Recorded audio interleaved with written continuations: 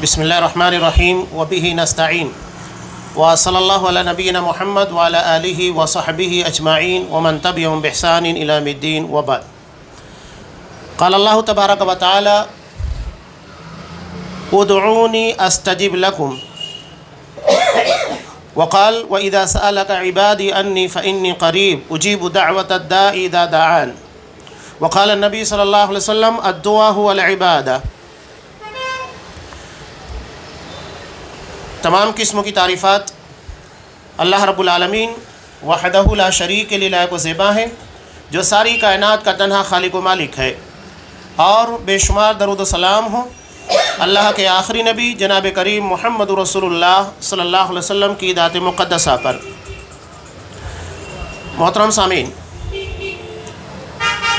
اس سے قبل کے درس میں دعا کے تعلق سے اس کی فضیلت اور اس کی فقہ یعنی دعا کے احکام و مسائل کو جاننا کیوں ضروری ہے، ان چیزوں کے بارے میں تفصیل کے ساتھ بیان کیا گیا۔ اب یہاں آپ صلی اللہ علیہ وسلم نے دعا کے تعلق سے ایک اہم بات کہی کہ دعا جامع انداز میں مانگنا چاہیے، یعنی جو جامع دعائیں الفاظ کم ہوں، جملے مختصر ہوں اور اس کے اندر معنی زیادہ پایا جاتا ہو، تو ان دعاؤں کا اہتمام آپ صلی اللہ علیہ وسلم زیادہ کرتے تھے۔ یہاں ہم ایک مختصر سا رسالہ ہے جسے شیخ عبد الرزاق بن عبد المحسن البدر حفظہ اللہ انہوں نے لکھا ہے کلمۃ فی فقہ الدعاء، یعنی دعا کے تعلق سے چند اہم باتیں، اسی کے تعلق سے یہاں پر ہم باتیں پڑھ رہے ہیں۔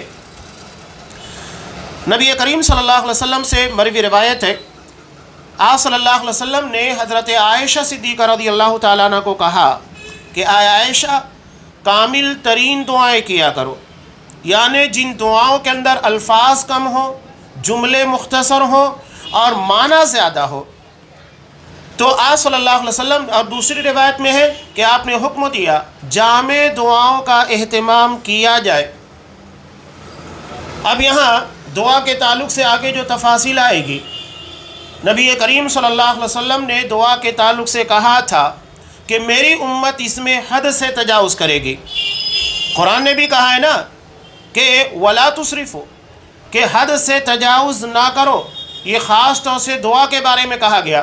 تو آگے جب تفصیل آئے گی تو پتہ لگے گا کہ دعا کے بارے میں امت یقیناً نبی کریم صلی اللہ علیہ وسلم نے جس سے منع کیا تھا وہ چیز امت کے اندر پائی جا رہی ہے۔ تو آپ صلی اللہ علیہ وسلم جامع دعا کرتے تھے۔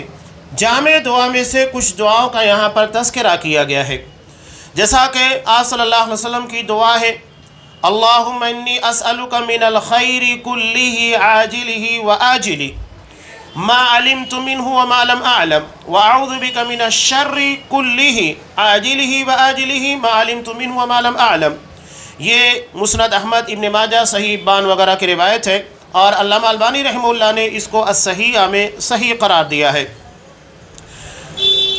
دعا کا ترجمہ یہ ہے کہ اللہ میں تجھ سے ہر قسم کے خیر کا مطالبہ کرتا ہوں۔ اگر کوئی لیڈیز خواتین میں سے اس دعا کا اہتمام کرے گی، چونکہ عربی زبان میں دونوں کے لیے ایک ہی صیغہ ہوتا ہے، یہاں اسألو کا میں سوال کرتا ہوں، یہی جملہ لیڈیز خواتین جب کہیں گی تو اس کا مطلب ہوگا میں سوال کرتی ہوں۔ اردو کے اندر تفریق ہے لیکن عربی زبان میں اس طرح کی تفریق نہیں ہے۔ میں ہر قسم کے خیر کا مطالبہ کرتا ہوں، وہ جلدی ملنے والی ہو یا بعد میں، یعنی ساری اچھائیاں جو مجھے ابھی مل جائے گی یا بعد میں ملنے والی ہے، جسے میں جانتا ہوں اور جسے میں نہیں جانتا۔ انسان کچھ چیزوں کے بارے میں امید رکھتا ہے کہ ہاں یہ چیز مجھے ملے گی، مال کی شکل میں یا دنیا کی کوئی اور بھلائی کی شکل میں، اولاد کی شکل میں، بیوی کی شکل میں، یہ بھلائیاں ہیں دنیا کی۔ نبی کریم صلی اللہ علیہ وسلم نے نیک بیوی کے بارے میں کیا کہا؟ الدنیا کلھا متاع وخیر متاع الدنیا المرأة الصالحہ، کہ پوری دنیا یہ متاع ہے، یعنی جس سے فائدہ اٹھایا جاتا ہے، اور دنیا کا سب سے زیادہ قیمتی اور فائدہ اٹھانے والا سامان وہ نیک بیوی ہے، سب سے زیادہ قیمتی۔ تو یہاں جتنی اچھائیاں ہیں چاہے اولاد کی شکل میں ہو، اس لیے کہ اولاد انسان کے لیے دنیا میں نیک نامی کا ذریعہ، اس کے بڑھاپے کا سہارا، اس کی دنیاوی معیشت کو سنبھالتی ہے، اور اس کے مرنے کے بعد صدقہ جاریہ ہے، اور اس کے لیے دعائے خیر کرتی رہتی ہے، ہر اعتبار سے نافع ہے، ہر اعتبار سے فائدہ مند ہے۔ تو یہاں ساری خیرات کو طلب کر لیا گیا، چاہے وہ ابھی مل جائے جلدی یا دیر سے ہو، اور میں تیری ہر طرح کی برائی سے پناہ طلب کرتا ہوں، ہر شر سے۔ نبی کریم صلی اللہ علیہ وسلم نے مال کو بھی فتنہ قرار دیا۔ قرآن مجید نے اولاد کو، مال کو ہمارے لیے آزمائش قرار دیا گیا ہے۔ اللہ اس کے ذریعے آزماتا ہے کہ ہم اس سے بہتر کام لے رہے ہیں یا تو برا کام لے رہے ہیں۔ یہ مال ہمارے لیے جہاں دنیا کی تعیش اور گزران کا ذریعہ ہے، وہی اس مال کی ناجائز محبت کی وجہ سے انسان حلال و حرام کی تفریق کھو دیتا ہے۔ آج آپ خود دیکھیے گا کہ مال کے نام کے پر کیا کچھ نہیں ہوتا۔ مال ہے، پراپرٹیز ہے، جائیداد ہے، بیوی بچے ہیں، یہ ساری چیزیں آزمائش کا ذریعہ ہیں۔ ان بنیادوں کے پر ہم کو آزمایا جاتا ہے کہ ہم اس کا صحیح استعمال کرتے ہیں یا تو غلط استعمال کرتے ہیں۔ تو ہر طرح کے شر سے پناہ طلب کرتا ہوں، وہ جلد آنے والی ہو یا بعد میں، جسے میں جانتا ہوں جسے میں نہیں جانتا۔ کتنی جامع دعا ہے، آپ غور کیجئے گا۔ اللہ سے ساری بھلائیاں طلب کی جا رہی ہیں، وہ جلد ملنے والی ہو، بعد میں ملنے والی ہو۔ ہر قسم کے شر سے، برائی سے پناہ طلب کی جا رہی ہے، چاہے وہ جلدی آنے والا ہو، بعد میں آنے والا ہو۔ انسانی زندگی میں آپ خود غور کیجئے، اگر کچھ مسائل پیدا ہو گئے گھریلو اعتبار سے، معاشی اعتبار سے، انسان کی اپنی جاب، اپنی نوکری کے اعتبار سے کتنا حیران و پریشان ہوتا ہے۔ اور عمومی طور کے پر جو آزمائشیں آتی ہیں، یہ بیماریاں ہیں، وائرس ہے، علاوہ ازیں قوانین کی شکل میں ہمارے پر بہت ساری پابندیاں لاگو کی جا رہی ہیں۔ گو ونشوں کے پر پابندی لگانے کی وجہ سے قربانی ہمارا ایک تہوار ہمیشہ مشکلات کا شکار ہوتا ہے۔ کتنی پریشانیاں، کتنی مشکلات اٹھائی جاتی ہیں۔ تو یہ آزمائشیں ہیں، ہر قسم کے شر اور ہر قسم کی برائی سے پناہ طلب کی جا رہی ہے۔ اور ایک دوسری روایت ہے کہ نبی کریم صلی اللہ علیہ وسلم اپنی دعا میں کیا کہا کرتے تھے؟ اللہم اصلح لی دین الذی هو عصمت امری، واصلح لی دنیای التی فیہا معاشی، واصلح لی آخرت التی فیہا معادی، واجعل الحیات زیادتا لی فی کل خیر، واجعل الموت راحتا لی من کل شر۔ یہ مسلم کی روایت ہے، جامع دعائیں۔ یہاں صاحب کتاب نے جو روایتیں، دعائیں نقل کی ہیں، یہ بتانے کا مقصد یہ کہ جامع، مختصر اور چھوٹی دعائیں جو آپ صلی اللہ علیہ وسلم سے منقول ہے، اس کا اہتمام ہونا چاہیے۔ بہت لمبی چوڑی دعائیں یا خوب وقت لگا کر دعائیں مانگنا، نئے نئے الفاظ لانا، مسجع مقفع عبارتیں نہیں، یہ بناوٹی اور تصنع والا انداز دعا کے اندر قطعاً تاثیر نہیں پیدا کر سکتا ہے۔ دیکھیے دعا کا ترجمہ کیا ہے؟ اے اللہ میرے دین کی اصلاح کر دے، جو میرے معاملات کا محافظ ہے۔ انسان کی حفاظت کس سے ہوتی ہے؟ دین کی بنیاد کے پر۔ آپ جتنا دین کے پر عمل کریں گے اتنے بڑے متقی ہوں گے، اتنے بڑے پارسا کہلائیں گے، اور آپ کا تقوی کا معیار جتنا بلند ہوگا، اللہ کی عزت اتنی ملنے والی ہے۔ اور اسی تقوی کی بنیاد پر، یعنی اپنے آپ کو شریعت کا پابند بنانا، اس کا فائدہ قرآن مجید میں کیا بیان کیا گیا ہے کہ جو تقوی اختیار کرتا ہے، وَمَن يَتَّقِ اللَّهَ يَجْعَل لَّهُ مَخْرَجًا، کہ جو تقوی اختیار کرتا ہے، اللہ اس کے لیے پریشانیوں سے نکلنے کا راستہ بناتا ہے، اسے پریشانیوں میں گھیرتا نہیں۔ اور اس کی بہت ساری مثالیں آپ کو ملے گی۔ حضرت موسیٰ علیہ السلام بنی اسرائیل کو لے کر چلے، اللہ نے راستہ بنایا جہاں بظاہر کوئی بچاؤ کا راستہ نہیں تھا۔ حضرت ابراہیم علیہ السلام آگ میں ڈال دیا گیا، بچاؤ کا کوئی راستہ نہیں، اللہ نے اسے گلے گلزار بنا دیا۔ ہر جگہ دیکھیے، نبی کریم صلی اللہ علیہ وسلم کی زندگی میں دیکھیے کہ غار ثور میں دشمنان، آپ کی تلاش میں رہنے والے لوگ اتنا قریب تھے کہ اگر جوتے کے تسمے کی طرف دیکھتے آپ صلی اللہ علیہ وسلم کو دیکھ لیتے، لیکن انہیں توفیق نہیں ہو پائی کہ اتنا دور آ چکے ہیں، سامنے غار موجود ہے۔ فطری طور پر انسان چھپنے کے لیے اسی جگہ کو استعمال کرے گا، اور تلاش کرنے والے اسی جگہ کو پہلے تلاش کریں گے کہ یہاں دیکھا جائے۔ توفیق نہیں ملی، اللہ نے حفاظت کی۔ یہ تقویٰ کی بنیاد کے پر فوائد ہیں۔ وَيَرْزُقُهُ مِنْ حَيْثُ لَا يَحْتَسِبُ، اور اللہ اسے ایسی جگہ سے روزی دیتا ہے جہاں اس کا گمان نہیں جاتا، اس کا تصور نہیں ہوتا ہے۔ یہ ساری برکتیں تقویٰ کی بنیاد پر ہے، اور یہاں دعا کے اندر وہی مانگا جا رہا ہے، میرے دین کی اصلاح کر، یعنی دین کے معاملے میں کوئی بگاڑ نہ ہو۔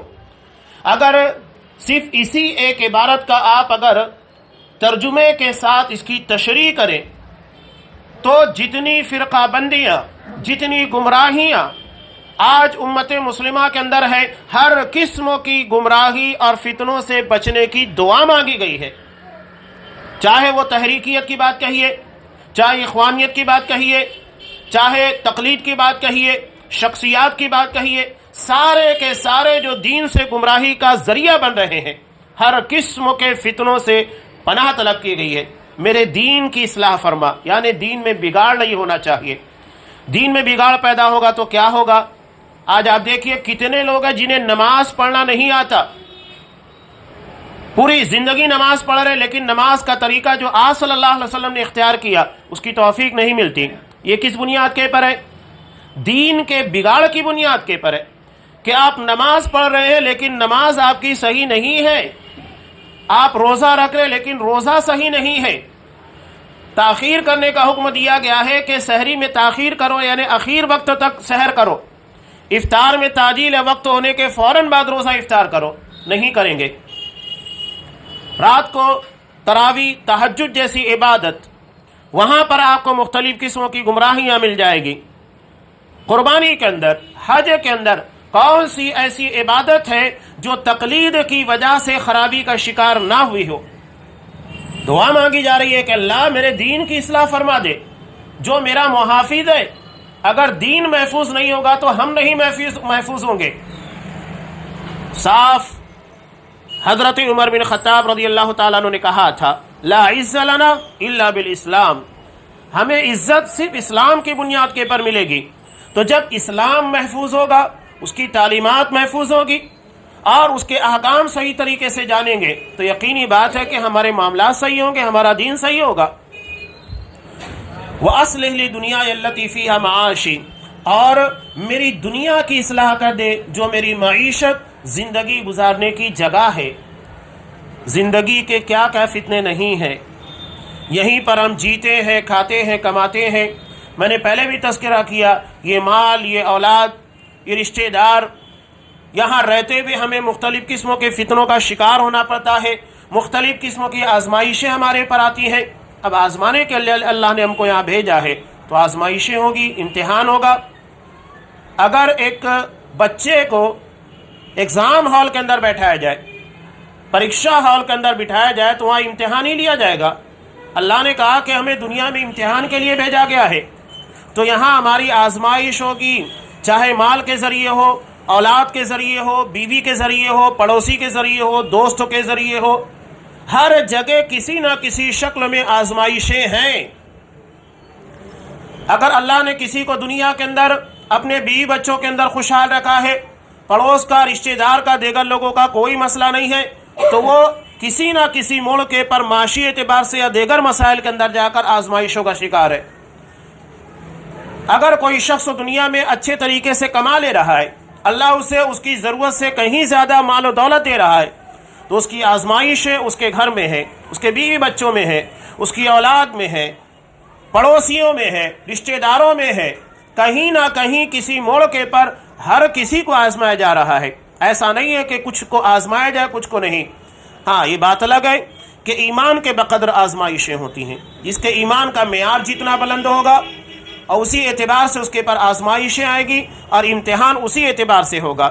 اور یہ خود نبی کریم صلی اللہ علیہ وسلم نے ارشاد فرمایا ان عظم الجزاء مع عظم البلاء، امتحان جتنا بڑا ہوگا، آزمائش جتنی سخت ہوگی، اللہ کی طرف سے انعام بھی اتنا بڑا ملے گا۔ حضرت ابراہیم علیہ السلام کی آزمائش بہت سخت تھی، رسول اللہ صلی اللہ علیہ وسلم کی زندگی آزمائشوں سے گری ہوئی تھی۔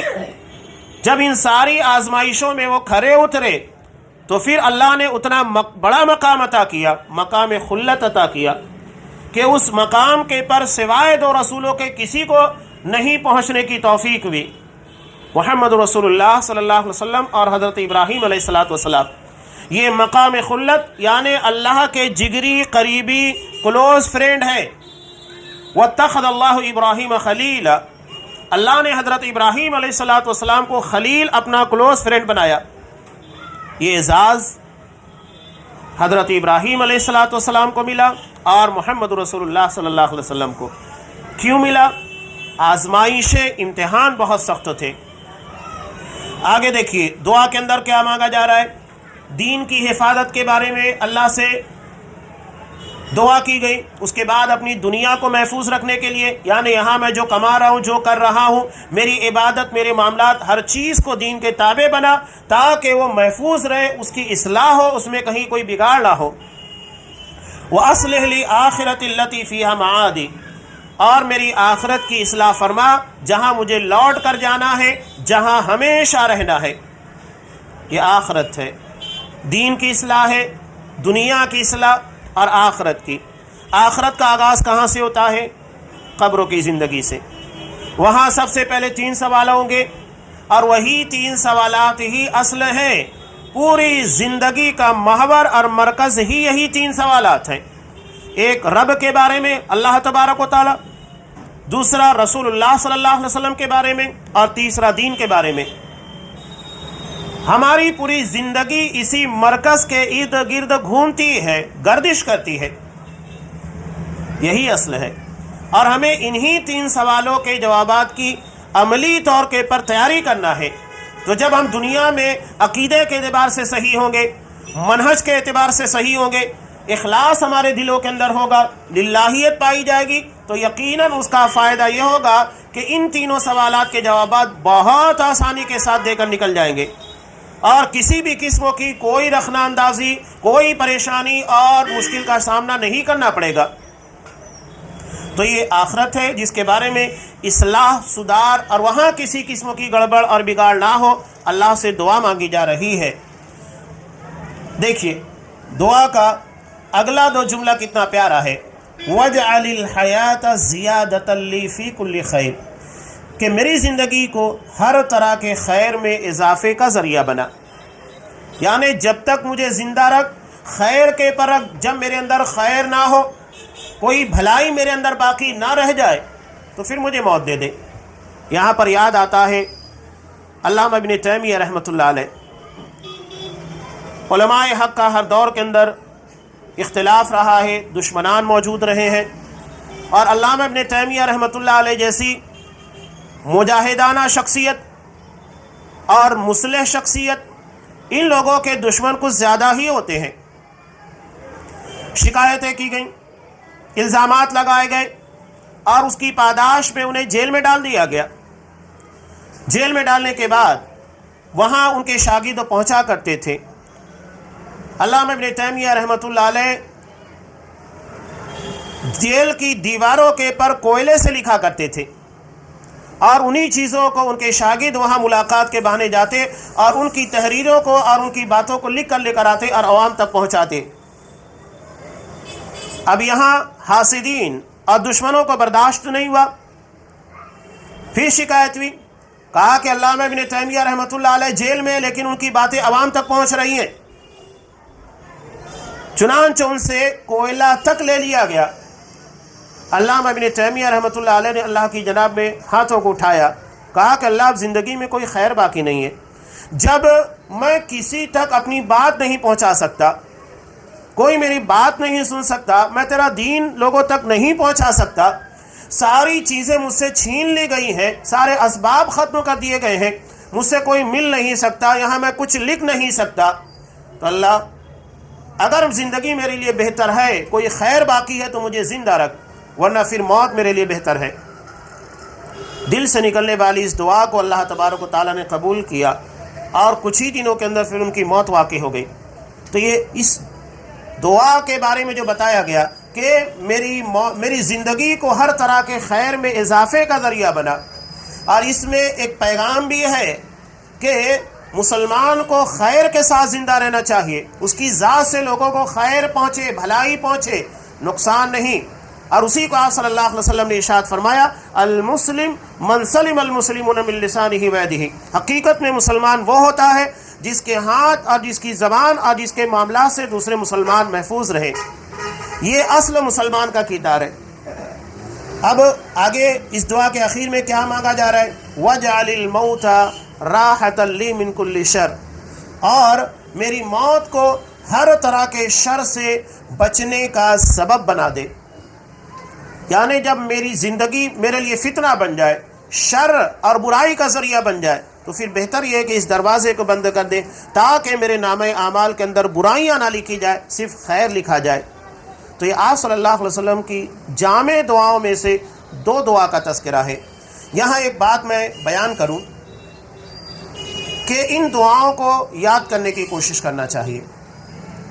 کیوں؟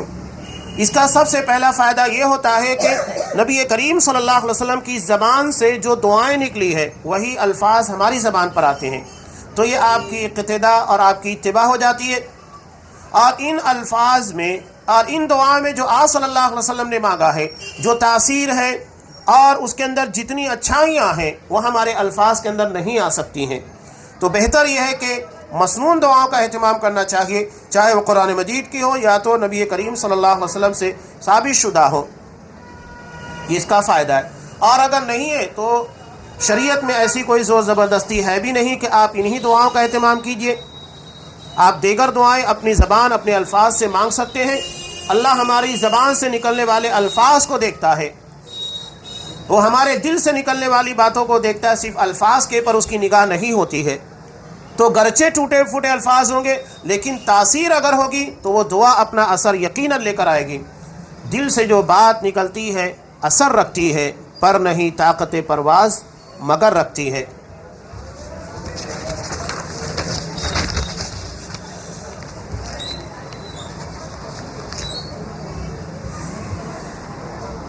یہاں احادیث میں دعا کی فضیلت کے تعلق سے کچھ اہم باتیں ہیں جن کا تذکرہ یہاں صاحب کتاب نے کیا ہے، شیخ عبدالرزاق بن عبد المحسن البدر حفظہ اللہ نے۔ یہاں ایک روایت نقل کی ہے، نبی کریم صلی اللہ علیہ وسلم نے ارشاد فرمایا، اللہ کے نزدیک دعا سے زیادہ قابل تکریم کوئی اور چیز نہیں، یعنی جس کی عزت کی جاتی ہے۔ دعا اللہ کے یہاں پر قابل تکریم ہے، یعنی جب ہم اللہ سے دعا کرتے ہیں تو ہماری عزت، ہمارا احترام اللہ کے یہاں بڑھتا ہے۔ مانگنے سے اللہ کے یہاں ہماری عزت نہیں گھٹے گی، بڑھے گی۔ لوگوں سے مانگنے کے بعد ہماری عزت وقار خطرے میں آ جاتا ہے، وہ خدشات کی عزت میں آتا ہے، لیکن اللہ کے یہاں معاملہ نہیں ہے۔ جتنا مانگو گے، جتنی دعائیں کرو گے، اللہ کے یہاں اتنی عزت اور اتنا احترام کیا جائے گا۔ یہ ترمذی ابن ماجہ وغیرہ کی روایت ہے۔ اور دوسری روایت یہاں پر انہوں نے نقل کی ہے کہ نبی کریم صلی اللہ علیہ وسلم نے ارشاد فرمایا، لوگوں میں سب سے بڑا عاجز وہ شخص ہے، عاجز ہم اپنی زبان میں کہتے ہیں نکما، کام چور، اور ہم اپنی مادری زبان میں کہتے ہیں جگر چٹا۔ تو یہاں اللہ کے نزدیک سب سے بڑا عاجز نکم آدمی وہ ہے جو دعا کرنے سے عاجز رہ جائے، یعنی وہ دعا نہ کرے۔ یہ الادب المفرد کی روایت ہے، صحیح ابن حبان وغیرہ کے اندر ہے۔ تو دعا کرنے میں کبھی ہچکچانا نہیں چاہیے۔ اب دعا کا مطلب یہ نہیں کہ آپ صرف نماز پڑھنے کے بعد جو دعائیں مانگتے وہی ہیں، نہیں۔ آپ گھر میں داخل ہو رہے ہیں وہ بھی دعا کا وقت ہے، گھر سے باہر نکلنے وہ بھی دعا ہے، قضاء حاجت کے لیے جائیں وہاں دعا ہے، باہر نکلے دعا ہے، سواری کے پر بیٹھنے کی دعا ہے۔ یعنی جو مواقع کی دعاؤں کا اہتمام نہیں کرتا وہ عاجز ہے، نکما ہے۔ اب آپ گھر سے باہر نکلے، دعا نہیں پڑھی، دعا آپ کو سکھائی جا رہی ہے تاکہ باہر کے فتنے سے، گھر سے نکلنے کے بعد آپ کو کسی قسم کے فتنے اور آزمائش کا شکار نہ ہونا پڑے۔ اس کے بعد اگر آپ آزمائش کا شکار ہو گئے فتنوں کا تو پھر یہ آپ کی اپنی کوتاہی ہے۔ دعا کرنے کا آپ کو حکم دیا گیا تھا، نہیں کیا تو پھر وہ چیز آپ کے پر لاگو ہوتی ہے۔ تو سب سے بڑا عاجز وہی ہے کہ جو شخص دعا نہ کرے۔ دعا ہر حال میں کی جا سکتی ہے، ایسا نہیں ہے کہ آپ خاص مواقع کے پر، آگے کچھ مسائل اور بھی آئیں گے، ضمناً میں باتیں بیان کرتا چلوں اس لیے کہ بہت ساری تفصیل اس کے اندر نہیں ہے، صرف دعا کے بنیادی اور چند اہم احکامات کو بیان کیا گیا ہے۔ دعا کے بارے میں ایک چیز یہ بھی آتی ہے کہ ہاتھوں کو اٹھانا، ہر دعا کے لیے ہاتھوں کو اٹھانا ثابت نہیں ہے۔ آپ نماز کے اندر دیکھیے، سورہ فاتحہ جیسی عظیم دعا کرتے ہیں ہاتھ اٹھاتے ہیں؟ نہیں، آپ کا ہاتھ بندھا ہوتا ہے۔ نماز شروع کرتے ہیں اللہم باعد بینی و بین خطایایا، آپ دعا مانگ رہے ہیں، ہاتھ نہیں اٹھا رہے ہیں۔ کھانا کھانے کے وقت تو آپ دعا کرتے ہیں، ہاتھ نہیں اٹھاتے ہیں۔ سونے کے وقت تو دعا مانگتے ہیں، ہاتھ نہیں اٹھاتے ہیں۔ گھر میں داخل ہوتے، باہر نکلتے، بہت سارے مواقع کی دعائیں جہاں پر دعا کے وقت ہاتھ نہیں اٹھاتے ہیں، اور نہیں اٹھانا ہی سنت ہے۔ ہاں، جہاں انسان کسی خاص مسئلے کے لیے اللہ کے سامنے بیٹھتا ہے، دعا کے دیگر معاملات کا، دیگر احکام کا احترام کرتا ہے، قبلہ رو ہوتا ہے، نماز کے بعد جو قبولیت کے اوقات بتائے گئے وہ دعا کا وقت ہے، افطار کے وقت آپ بیٹھے ہوئے ہیں، تو ایسے میں خاص طور سے ہاتھوں کو اٹھانا، پھر اس میں آپ کو ترتیب بتائی گئی ہے۔ سب سے پہلے اللہ کی حمد و ثنا بیان کرنا چاہیے، یہ دعا کا پہلا طریقہ ہے، پہلا ادب ہے، اور یہ اپنانا چاہیے۔ نبی کریم صلی اللہ علیہ وسلم نے ایک شخص کو دیکھا اور ڈائریکٹ اللہ سے دعا مانگنے لگا۔ آپ صلی اللہ علیہ وسلم نے کہا کہ اس نے گھائی کی، جلدی کی، اس کی دعا نہیں قبول ہوگی۔ اس کے بعد ایک شخص آیا، اس نے اللہ کی حمد و ثنا بیان کی، اللہم لک الحمد انت نور السماوات والارض ولک الحمد انت قیوم السماوات والارض، اللہم انی اسألک بانت الاحد وانت الصمد وانت الذی لم یلد ولم یولد۔ بہت ساری چیزیں جو آپ صلی اللہ علیہ وسلم سے، صحابہ سے ثابت ہے، اور آپ صلی اللہ علیہ وسلم نے اس کو ثابت رکھا ہے۔ تو آپ صلی اللہ علیہ وسلم نے کہا کہ اس نے اللہ کی حمد و ثنا بیان کی، اس کے بعد درود شریف پڑھا، اور اس کے بعد اپنے لیے اور اپنے اہل و عیال اور اپنے قریبی رشتہ داروں کے لیے، دوست و احباب کے لیے دعا کی۔ اللہ نے کہا کہ اس کی دعا قبول ہوگی، کہا کہ تو دعا مانگ، اللہ تیری دعا قبول کرے گا۔ تو یہ دعا کا اہتمام اس وقت ہے جب ہم خاص طور سے اللہ کے سامنے اپنے کسی حاجت کو، یوں تو زندگی کے تمام معاملات میں اللہ کے محتاج ہیں، تو جب بھی ہم دعا کے لیے اس طرح کا اہتمام کریں، پاکیزگی کے ساتھ، طہارت کے ساتھ، ہاتھوں کو اٹھا کر پہلے اللہ کی حمد و ثنا بیان کریں، اس کے بعد نبی کریم صلی اللہ علیہ وسلم کے پر درود بھیجیں، وہ اپنے لیے، اپنے قریبی رشتہ داروں کے لیے، ماں باپ کے لیے، دیگر لوگوں کے لیے دعا کریں۔ تو یہ دعا کے آداب میں سے ہے، ورنہ عام دعائیں جو ہیں وہاں پر آپ کو اس کا اہتمام نہیں کرنا ہے۔ یہ نہیں کہ گھر میں داخل ہونا ہے، دعا ہے تو آپ پہلے اللہ کی حمد و ثنا بیان کریں گے، پھر درود بھیجیں گے، اس کے بعد گھر میں داخل ہونے کی دعا پڑھیں گے، نہیں۔ یا سونے کے وقت آپ اللہ کی حمد و ثنا بیان کریں، پھر درود پڑھیں، پھر دعا پڑھیں، نہیں۔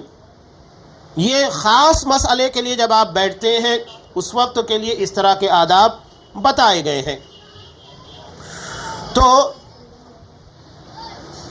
دعا ہر حالت میں کرنا چاہیے۔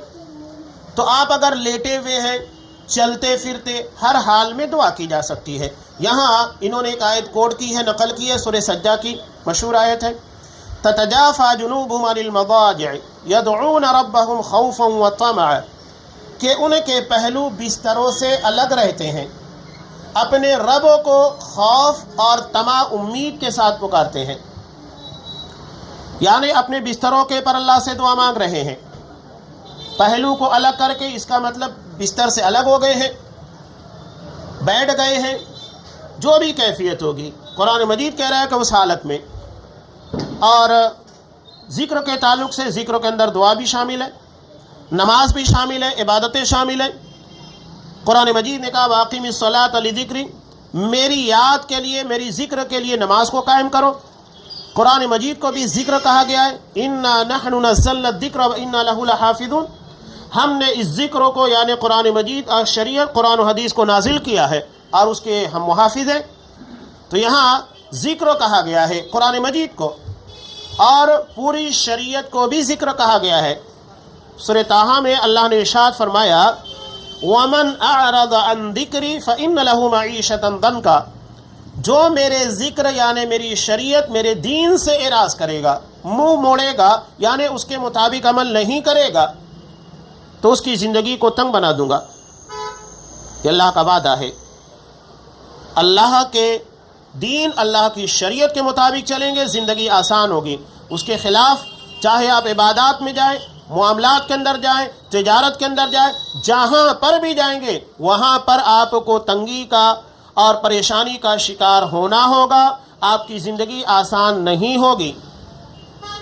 تو ہر وقت تو دعا کی جا سکتی ہے۔ قرآن مجید نے سورہ آل عمران کے اندر خود بیان کیا، الذین یذکرون اللہ قیاما وقعودا وعلی جنوبہم، جو اللہ کا ذکر کھڑے ہو کر، بیٹھ کر اور اپنے پہلو پر یعنی لیٹے ہوئے اللہ کا ذکر کرتے ہیں۔ اس کی تفسیر کے اندر حضرت عبداللہ ابن عباس رضی اللہ تعالیٰ عنہما سے مروی ایک روایت بھی ہے کہ نبی کریم صلی اللہ علیہ وسلم نے ارشاد فرمایا کہ اگر تمہیں طاقت ہے تو کھڑے ہو کر نماز پڑھو، اگر اس کی طاقت نہیں ہے، صحت ساتھ نہیں دے رہی ہے، بیٹھ کر نماز پڑھو، اور اگر اس کی بھی طاقت نہیں ہے لیٹ کر نماز پڑھو۔ تو یہ نماز کے تعلق سے بتایا گیا، کھڑے ہو کر ہے تو کھڑے ہو کر پڑھنا چاہیے، بیٹھ کر نہیں۔ بعض لوگ استطاعت ہونے کے باوجود، طاقت ہونے کے باوجود بھی بیٹھ کر نماز ادا کرتے ہیں۔ موطا امام مالک کی روایت میں نبی کریم صلی اللہ علیہ وسلم نے کہا کہ ان لوگوں کو اپنی نماز کا آدھا ثواب ملتا ہے، کیونکہ طاقت اور استطاعت کے باوجود یہ کھڑے ہونے کے بجائے بیٹھ کر نماز پڑھ رہے ہیں۔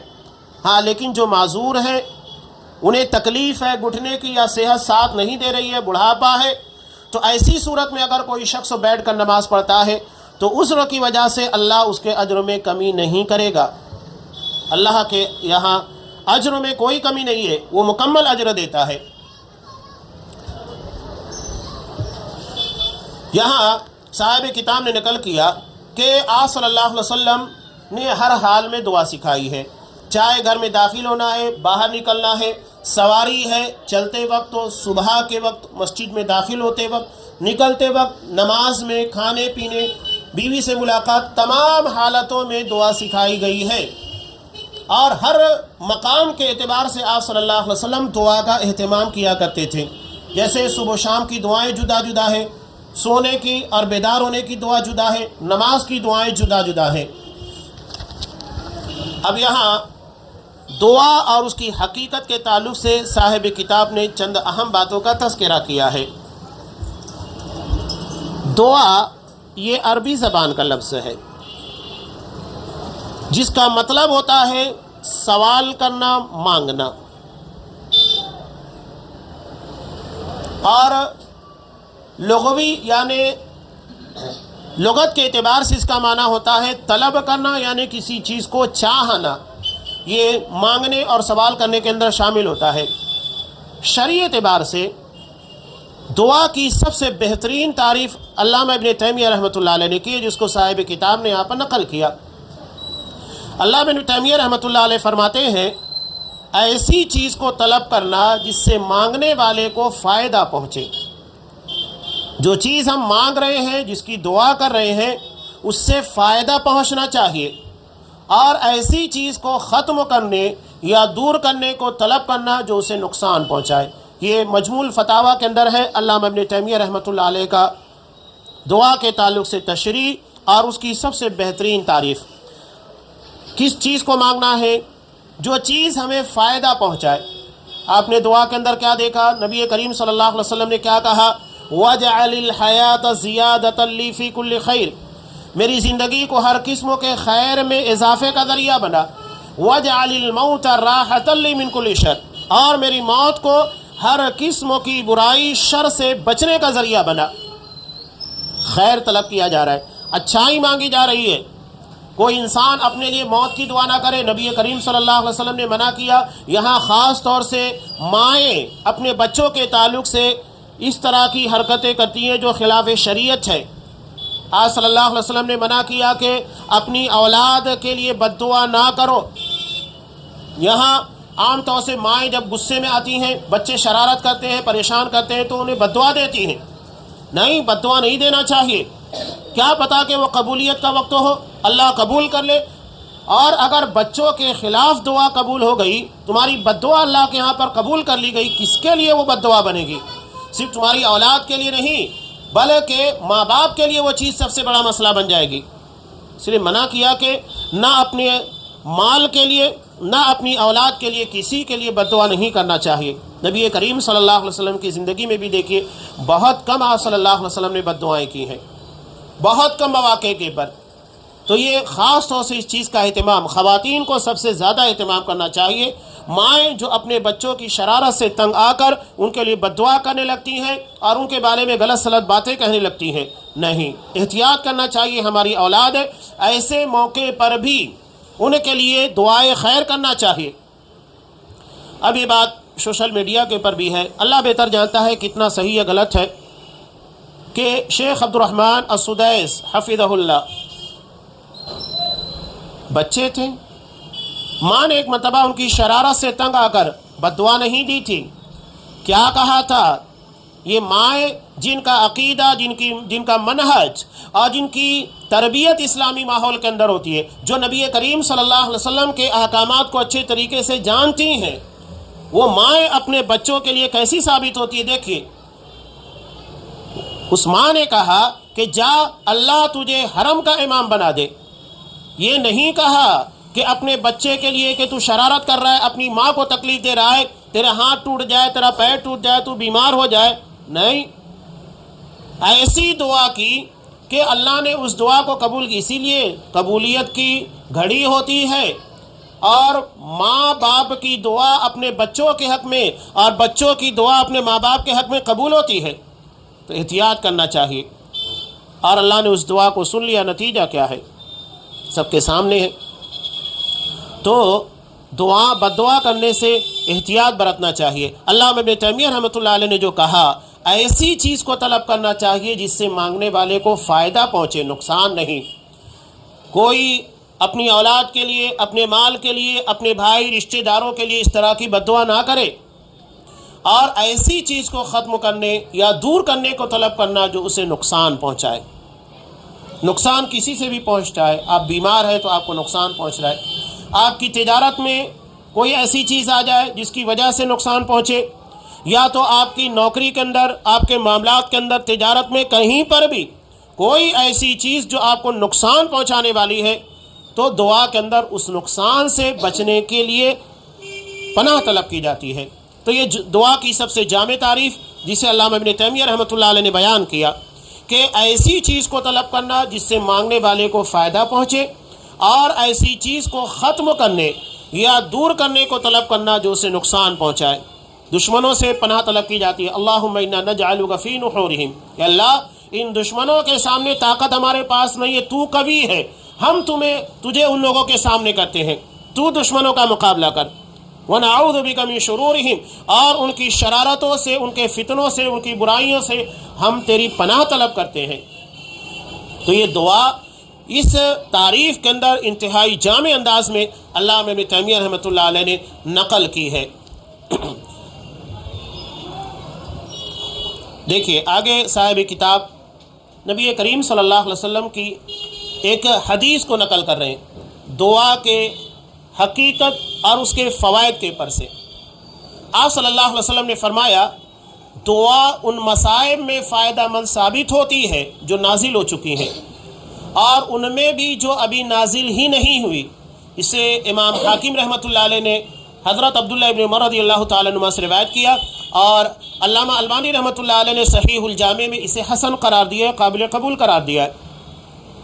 دو چیزیں آپ صلی اللہ علیہ وسلم نے بیان کی کہ ان مصائب میں فائدہ مند ثابت ہوتی ہیں جو نازل ہو چکی ہیں۔ مثال کے طور پر آپ کے کاروبار کے پر کوئی مصیبت آ چکی ہے، آپ کے گھر میں کوئی مصیبت آ چکی ہے، یا آپ کے مال میں کسی طرح کی مصیبت آ چکی ہے، آپ کی صحت کے پر کوئی مصیبت آ چکی ہے، تو جو نازل ہو چکی ہے پریشانی اور مصیبت، اس میں فائدہ مند ثابت ہوتی ہے، یعنی آپ دعا کیجئے، اس کی وجہ سے وہ پریشانی ختم ہو جائے گی۔ اب یہاں دعا کی تعریف میں بتایا بھی گیا ہے کہ ایسی چیز کو ختم کرنے یا دور کرنے کو طلب کرنا جو نقصان پہنچائے، چاہے وہ ہماری صحت کے پر ہو، ہمارے گھر والوں کے لیے ہو، ہمارے رشتہ دار، ہمارے بچوں کے لیے ہو، یا ہماری تجارت، ہماری نوکری، ہمارے معاملات، ہماری عزت و ناموس، کسی بھی چیز کے لیے،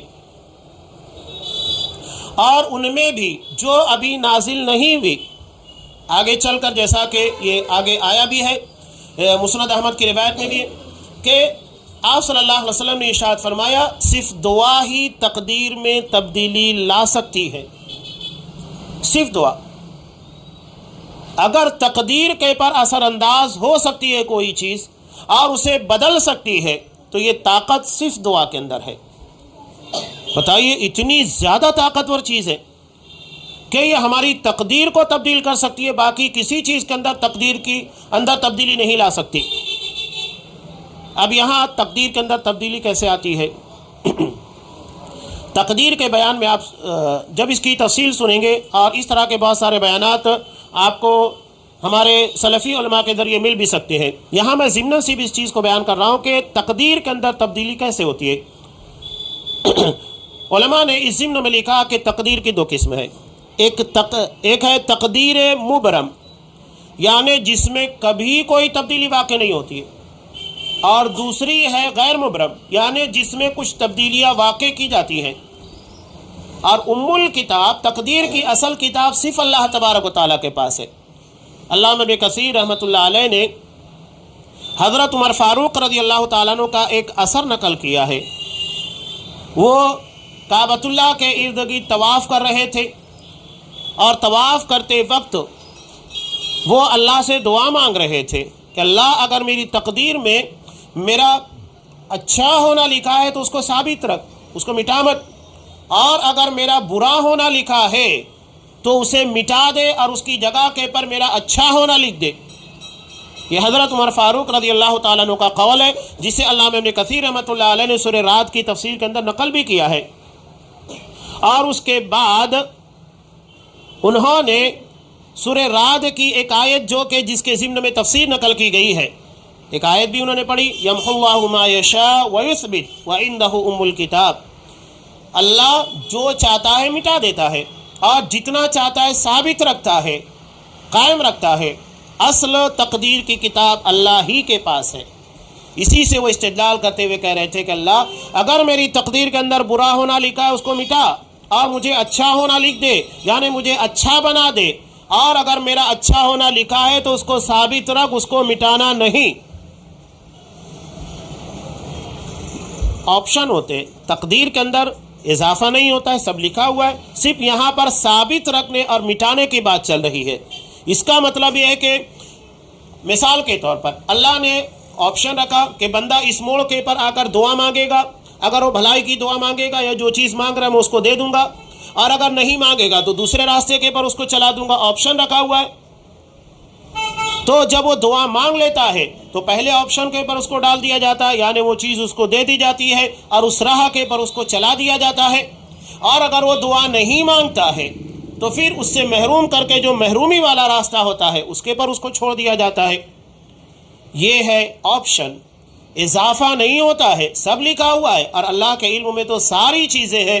یہ بندے کو خاص طور سے دعا کی اہمیت اور اپنے معاملات کے پر غور و فکر کرنے، خیر کا طالب بننے، شر سے بچنے کے لیے بتایا جا رہا ہے۔ اللہ کے علم میں ساری چیزیں ازل سے ہیں، اور یہی اللہ کے علیم ہونے کا تقاضا ہے، اور اللہ کی صفت علم ہے۔ تو دعا جو چیز نازل ہو چکی ہے، جو مصیبت ہے، اس میں بھی فائدہ مند ہے، اور جو ابھی نازل نہیں ہوئی، یعنی ہمیں خطرہ لگ رہا ہے کسی دشمن سے، یا ہم پڑوس میں رہتے ہوئے اپنے پڑوسی سے کسی قسم کا خطرہ محسوس کر رہے ہیں، دوست و احباب میں رہتے ہوئے کسی قسم کا خطرہ، اپنی اولاد کے بارے میں کسی قسم کا اندیشہ ہو، خطرہ ہو، یا اپنی تجارت، اپنی نوکری اور اپنے معاملات، کہیں پر کسی بھی قسم کا خطرہ ہمیں محسوس ہو رہا ہو، تو اس کے بارے میں جو دعا مانگیں گے یقیناً یہ دعا اس کے حق میں فائدہ مند ثابت ہوگی، اور ان خدشات کو اور ان خطرات کو اللہ زائل کر دے گا، دور کر دے گا۔ یہ دعا کی برکت ہے۔ اب یہاں جو تعریف تھی، یعنی خیر کو طلب کرنا ہے، ایسی چیز کو طلب کرنا جس سے مانگنے والے کو فائدہ پہنچے، اور ایسی چیز کو ختم کرنے یا دور کرنے کی کو طلب کرنا جو اسے نقصان پہنچائے۔ اس کی مثال یہاں صاحب کتاب نے دی۔ دیکھیے آپ صلی اللہ علیہ وسلم کی کچھ دعاؤں کو یہاں نقل کیا ہے بطور مثال کے، کہ اس میں نفع کا سوال ہے۔ نفع کا مطلب خیر کا، اچھائی کا، نیکیوں کا۔ آپ صلی اللہ علیہ وسلم دعا مانگتے تھے، اللہم آتنا فی الدنیا حسنہ وفی الآخرۃ حسنہ، اے اللہ میں دنیا و آخرت کی بھلائی تجھ سے مانگ رہا ہوں، مجھے دنیا و آخرت کی بھلائی سے نواز دے۔ ساری اچھائیاں، فائدے مند چیزوں کو مانگا جا رہا ہے۔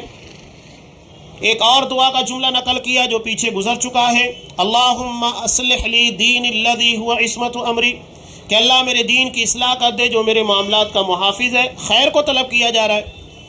اللہم اہدنی فی من ہدیت، اے اللہ تو مجھے ہدایت یافتہ بندوں میں شامل کر دے، خیر ہے۔ اللہم انی اسألک من الخیر کلہ، اے اللہ میں تجھ سے ہر قسم کے خیر کا سوال کرتا ہوں۔ ربنا آتنا فی الدنیا حسنہ، اے ہمارے رب تو ہمیں دنیا کی بھلائی سے نواز دے۔ تو آپ اس کے پر غور کیجئے گا کہ ہر جگہ کے پر خیر کو مانگا گیا ہے، جو نفع دینے والی، فائدہ دینے والی چیزیں ہیں۔ ہاں دوسرا حصہ یعنی کوئی نقصان دینے والی چیز سے پناہ طلب کرنا ہے یا اس کے ختم کرنے کی دعا مانگنا ہے، یہ دعا کا دوسرا حصہ ہے۔ اس کے بارے میں بھی یہاں پر بھی نبی کریم صلی اللہ علیہ وسلم کی دعاؤں سے کچھ حصوں کو کوڈ کیا ہے۔ جیسے یہاں پر ہم اللہ سے دعا مانگتے ہیں وقنا عذاب النار، ہمیں آگ کے عذاب سے بچا، یعنی نقصان دینے والی چیز سے بچنے کی دعا کی جا رہی ہے۔ ایک اور دعا نقل کی، ربنا صرف عنا عذاب جہنم، اے ہمارے رب تو ہم سے جہنم کے عذاب کو پھیر دے۔ یہاں ایک اور دعا، اللہم انی اعوذ برضاک من سخطک، کہ اللہ میں تجھ سے تیری رضا کے ذریعے تیری ناراضگی سے پناہ مانگتا ہوں، یعنی تو ناراض نہ ہو، کوئی ایسا عمل میں نہ کروں جس سے تیری ناراضگی ظاہر ہو، تو ناراض ہو جائے، تو مجھ سے ناخوش ہو جائے، ایسے کسی بھی عمل کے بارے میں مجھ کو بچا کے رکھ۔ اللہم انی اعوذ بک من الجبن ومن البخل، اللہ میں بزدلی اور بخیلی سے تیری پناہ طلب کرتا ہوں۔ یہ دونوں چیزیں سماج کے اندر کسی بھی دین اور مذہب کے ماننے والے آپ دیکھیے، یہ چیز کسی بھی مذہب دنیا میں کسی بھی انسان کے لیے اچھی نہیں مانی جاتی ہے کہ وہ بزدل ہو یا بخیل ہو۔ یہ دونوں صفتیں صفت نہیں، یہ خوبیاں نہیں ہیں، بلکہ انسان کی بدنامی کا ذریعہ ہے کہ اگر وہ بزدل ہو یا بخیل ہو، سماج میں ایسے لوگوں کو عزت نہیں دی جاتی ہے۔ تو یہاں پناہ طلب کی جا رہی ہے کہ میں بزدلی یا بخیلی کا مظاہرہ کروں۔ اللہم انی اعوذ بک من الہم ومن الحزن، اللہ میں رنج و غم سے تیری پناہ طلب کرتا ہوں۔ رنج و غم یعنی جسمانی اعتبار سے کوئی تکلیف مجھے پہنچ گئی ہے جس کی وجہ سے میں فکر مند ہوں، تجارت میں کوئی نقصان ہو جائے، بال بچوں کے تعلق سے کوئی فکر مندی ہے، ہر چیز کے غم اور فکر سے، یا مستقبل میں کسی چیز کے بارے میں اندیشہ ہو، خطرہ ہو، ہر چیز سے میں تیری پناہ طلب کرتا ہوں۔ اللہم انی اعوذ بک من قہر الرجال وغلبۃ الدین، اے اللہ میں لوگوں کے قہر اور قرض کے غلبہ سے تیری پناہ چاہتا ہوں۔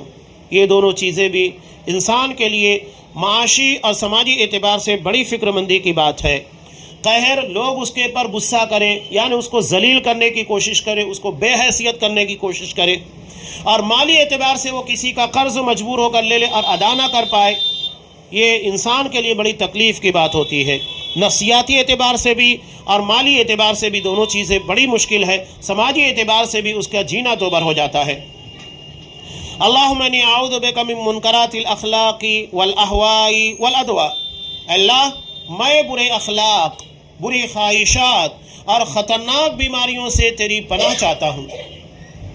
برے اخلاق، اس میں وہ تمام گناہ، تمام خرابیاں، چاہے وہ کردار کی ہو، دیگر معاملات کی ہو، سب شامل ہیں۔ بری خواہشات یعنی انسان ایسی خواہش کرے جس کی بنیاد کے پر اس کی دنیا اور آخرت تباہ ہو جائے۔ بری خواہشات تمنا اور امید کرنا منع نہیں ہے، لیکن بری نہیں ہونا چاہیے۔ آپ کسی کو برباد کرنے کی خواہش کریں یا کسی کا برا چاہنے کی خواہش کریں، کسی کی زندگی میں نقصان ہو جائے اس کی آپ خواہش کریں، نہیں، اس طرح نہیں۔ اچھی خواہش، اچھی امید رکھنا چاہیے۔ ख़तरनाक बीमारियाँ यूँ तो इंसान को लगती हैं, लेकिन एड्स है, कैंसर है, वो बड़ी बड़ी बीमारियाँ। बहुत सारे लोग तो इन बीमारियों का सिर्फ नाम सुनने के बाद कि हाँ मुझे ये चीज़ लाहिक हो गई है, वो बीमारी से कहीं ज़्यादा डर की बुनियाद के पर बीमार हो जाते हैं और जल्द मौत का शिकार हो जाते हैं। ये इतनी खौफनाक होती है, यानी लगने के साथ हमारे नफ्स, हमारे मिजाज और हमारी सोच के पर हावी हो जाती हैं। तो इन चीज़ों से पनाह तलब की गई है। तो ये मिसालें पेश की दुआ का दूसरा हिस्सा, जिसमें नुकसान को ख़त्म करने या दूर करने के लिए दुआ मांगी जाती है। नबी करीम सल्लल्लाहु, यहाँ चंद दुआओं का तज़किरा है, इसी के पर हम अपनी इस बात को मुकम्मल कर देते हैं। अभी काफ़ी बातें हैं, इंशाअल्लाह आइंदा जब भी मौका मिला तो ये चीज़ सिलसिलावार जारी ही रहेगी। यहाँ एक रिवायत को नकल किया कि रसूलुल्लाह सल्लल्लाहु अलैहि वसल्लम के पास जब किसी मरीज़ को लाया जाता तो इस तरह दुआ करते थे, अल्लाहुम्मा रब्बन नास अज़हिबिल बअस वश्फी अंत शाफी ला शिफा इल्ला शिफाउका शिफा अल्ला युगादिरु सक़मा। अल्लाह लोगों के रब, इस बीमारी को दूर कर दे, इस मरीज़ को शिफा दे, इसलिए कि तू ही शिफा अता करने वाला है, शिफा तेरी ही तरफ से होती है, ऐसी शिफा अता फरमा जो किसी किस्म की बीमारी को ना छोड़े। ये बुखारी की मशहूर रिवायत है। उमूमी दुआ है, किसी भी मरीज़ के लिए या किसी भी बीमारी से बचने के लिए इस दुआ का एहतमाम करते रहना चाहिए। तो यहाँ बताने का मतलब ये कि इंसान के लिए एक ख़तरे की चीज़ जो उसके सेहत के पर असरअंदाज होती है और वो है बीमारी, उसके लिए आप सल्लल्लाहु अलैहि वसल्लम ने उसको दूर करने, उसे ख़त्म करने के लिए अल्लाह से दुआ की। अगली रिवायत को इन्होंने नकल किया कि जब हज़रत उस्मान बिन अबिल आस रज़ी अल्लाह ताला अन्हु, इन्होंने अपने बदन में दर्द की शिकायत की तो रसूलुल्लाह सल्लल्लाहु अलैहि वसल्लम ने उनसे कहा कि अपने हाथ को जिस्म के उस हिस्से पर रखो जहाँ दर्द हो रहा है और 3 मरतबा बिस्मिल्लाह पढ़ो और 7 मरतबा ये दुआ मांगो, अऊज़ु बिइज़्ज़तिल्लाहि व क़ुदरतिही मिन शर्रि मा अजिदु व हादिरु। हर दुआ जो मौका है जिसके लिए मांगी जा रही है उसी से मुनासबत रखती है। तो 3 मरतबा बिस्मिल्लाह पढ़ना है और 7 मरतबा ये दुआ, जिस जगह के पर दर्द हो रहा है वहाँ पर आप अपना हाथ रखिए, 3 मरतबा बिस्मिल्लाह कहिए, 7 मरतबा इस दुआ को मांगिए, मैं अल्लाह ताला के गलबा कुदरत के ज़रिए, इसलिए कि सारे इख्तियारात सिर्फ अल्लाह को है, बीमारी नाज़िल भी वही करता है, शिफा भी वही अता करता है, मैं अल्लाह ताला के गलबा कुदरत के ज़रिए इस बीमारी से पनाह मांगता हूँ जो मुझे लाहिक हुई है और जिसके लाहिक होने का मुझे खदशा है। कभी कभी ऐसा होता है कि इंसान को गैस या कोई और चीज़ है सीने के अंदर पहुंच जाती है, तकलीफ़ होती है, तो इंसान डरता है कि कहीं कुछ अटैक का मामला या दिल के दौरे का मामला तो नहीं है, एक ख़तरा है। एक चीज़ होता है हकीकत के हाँ हो, यहाँ क्या मिन शर्रि मा अजिदु, यानी जिसे मैं महसूस कर रहा हूँ, यानी जो बीमारी हकीकत में है, और दूसरा है वह हादिरु, जिसके लाहिक होने का मुझे खदशा है, यानी अभी कन्फर्म नहीं है, महसूस हो रहा है, डर लग रहा है कि कहीं ये बीमारी तो नहीं है। तो दोनों चीज़ों के बारे में पनाह तलब की जा रही है। अगर वह हकीकत में है तब भी उससे बचना है और उससे बचने के लिए अल्लाह से दुआ करना है, और अगर नहीं है सिर्फ खदशा भी है तो उस खदशे को भी दूर कर दे। तो ये बहुत प्यारी दुआ है। मैं यहाँ आखिर में अल्लामा इब्न क़य्यिम रहमतुल्लाह अलैह का एक वाक़या नकल करूँ। ये ख़ुद अपने बारे में नकल करते हैं कि मैं मक्का में एक लंबी मुद्दत तक था, मेरे पास पैसे नहीं थे, ख़त्म हो गए थे, बीमार होता था तो इलाज करने के लिए मेरे पास पैसे नहीं थे, तो मैं सिर्फ सूरह फातिहा के ज़रिए अपनी बीमारी का इलाज करता था, सिर्फ सूरह फातिहा। ये दरअसल अक़ीदत, अल्लाह पर यकीन और तवक्कुल का मामला है। आप जितना एतमाद, जितना यकीन अल्लाह की ज़ात पर करेंगे, उसी एतबार से अल्लाह आपके साथ मामला करेगा। बंदे के गुमान के करीब अल्लाह होता है। आप अल्लाह से जैसा गुमान करेंगे अल्लाह वैसा आपके साथ होगा। तो अल्लाह से अच्छा गुमान रखिए, वो बेहतर करेगा। ज़िंदगी के तमाम तर